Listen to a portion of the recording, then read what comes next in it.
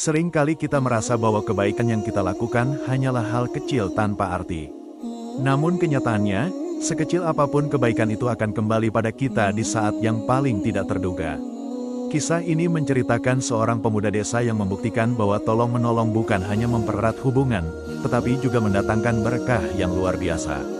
Di sebuah desa sederhana yang dikelilingi sawah hijau, hiduplah seorang pemuda bernama Raffi.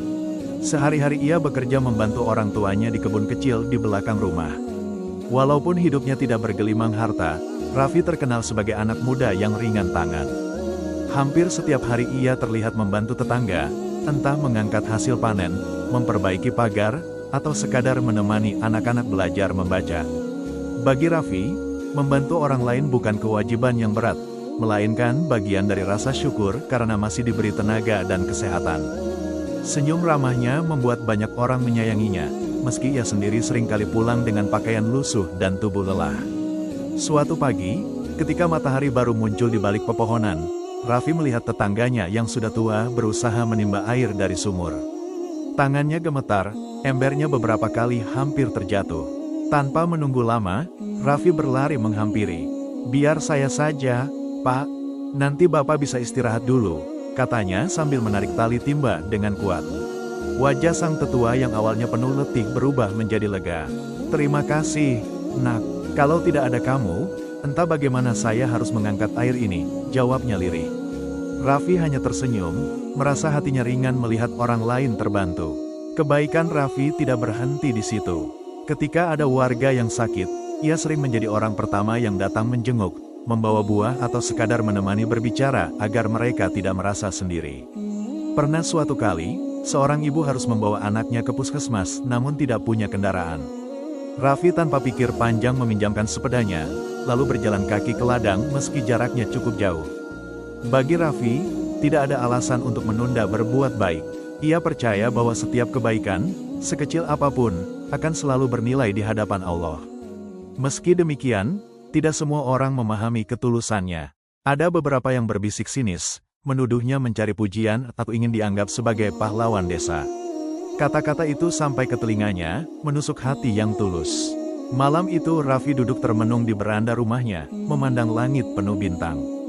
"Ya Allah," bisiknya, "jika niatku mulai goyah, luruskanlah. Aku hanya ingin menolong karenamu, bukan karena pandangan manusia." Doa itu membuat hatinya kembali tenang, dan esok harinya ia tetap melangkah dengan senyum yang sama. Hari berganti, musim panen tiba. Warga desa sibuk memanen padi di sawah masing-masing. Raffi dengan semangat membantu satu persatu tetangganya.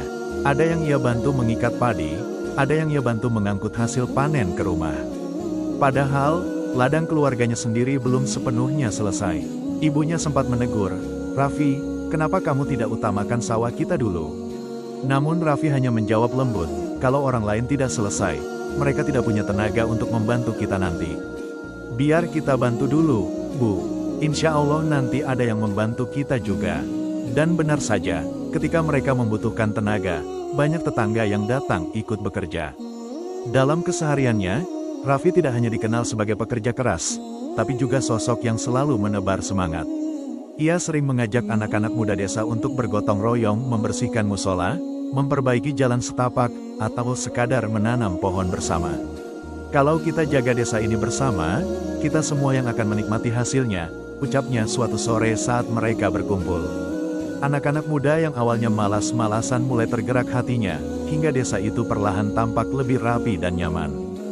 Suatu hari, datanglah kabar buruk. Ayah Raffi jatuh sakit cukup parah dan harus dirawat di rumah sakit di kota. Biaya yang dibutuhkan tidak sedikit, sementara tabungan keluarga mereka hampir habis untuk kebutuhan sehari-hari. Raffi bingung, namun ia berusaha tetap kuat di depan ibunya. Malam itu, ia duduk di musola kecil desa, berdoa dengan penuh khusyuk. "Ya Allah, Engkau Maha Menolong. Jangan biarkan aku menyerah dalam merawat orang tuaku. Bukakan jalan-Mu agar aku bisa menjaga mereka dengan baik." Air matanya jatuh, membasahi sajadah tua yang selalu ia pakai sejak kecil. Keesokan harinya, Raffi berusaha mencari pinjaman. Ia mendatangi satu demi satu saudara jauh dan kerabat di kota, namun hasilnya nihil. Sebagian besar menolak dengan alasan belum mampu. Dengan langkah gontai ia kembali ke desa, hatinya dipenuhi kekhawatiran. Namun tanpa diduga, sesampainya di rumah, halaman sudah dipenuhi warga desa. Mereka membawa amplop, beras, bahkan beberapa orang membawa ayam dan hasil kebun. "Raffi, ini sedikit dari kami semua. Kamu sudah banyak membantu kami, sekarang biar kami yang membantu keluargamu," ucap seorang tetua desa. Raffi tertegun, matanya berkaca-kaca. Ia tidak menyangka kebaikan kecil yang selama ini ia lakukan kembali dalam bentuk besar yang tak terhitung nilainya. Dengan bantuan warga, ayah Raffi akhirnya bisa dirawat dengan baik. Perlahan kesehatannya membaik, dan beberapa bulan kemudian ia sudah bisa kembali bekerja ringan di kebun. Raffi merasa lega, sekaligus semakin yakin bahwa pertolongan Allah bisa datang melalui siapa saja. Setiap kali ia melihat ayahnya tersenyum, hatinya dipenuhi rasa syukur. "Ya Allah, Engkau selalu menjaga hamba-Mu yang berusaha ikhlas," gumamnya dalam hati. Sejak kejadian itu, hubungan Raffi dengan tetangga semakin erat. Mereka melihat bahwa kebaikan yang ia tanam benar-benar tulus, sehingga mereka tidak ragu membalasnya ketika ia dalam kesulitan. Banyak anak muda yang menjadikan Raffi sebagai contoh. Mereka percaya bahwa menjadi pemuda bukan hanya soal kuat fisik, tetapi juga kuat hati untuk menebar manfaat. Desa itu perlahan berubah menjadi komunitas yang lebih kompak, saling peduli, dan jarang berselisih. Semua berawal dari kebiasaan satu orang yang tidak pernah lelah menolong tanpa pamrih. Waktu terus berjalan, dan Raffi kini semakin dewasa. Ia masih hidup sederhana, masih membantu orang tuanya di kebun, tapi kini ia juga menjadi sosok yang dihormati di desa.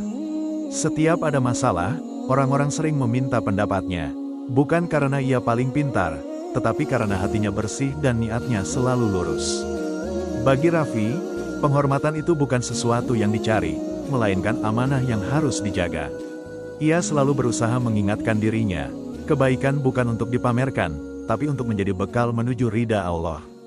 Kisah hidup Raffi menjadi bukti nyata bahwa kebaikan sekecil apapun tidak akan sia-sia. Apa yang ia tabur dalam bentuk tenaga, senyum, dan ketulusan, kembali dalam bentuk pertolongan besar ketika ia benar-benar membutuhkannya. Itulah hukum kehidupan yang Allah atur dengan sempurna, siapa yang menanam kebaikan, akan menuai kebaikan pula. Dan Raffi, pemuda sederhana itu, telah membuktikannya dengan perjalanan hidupnya sendiri.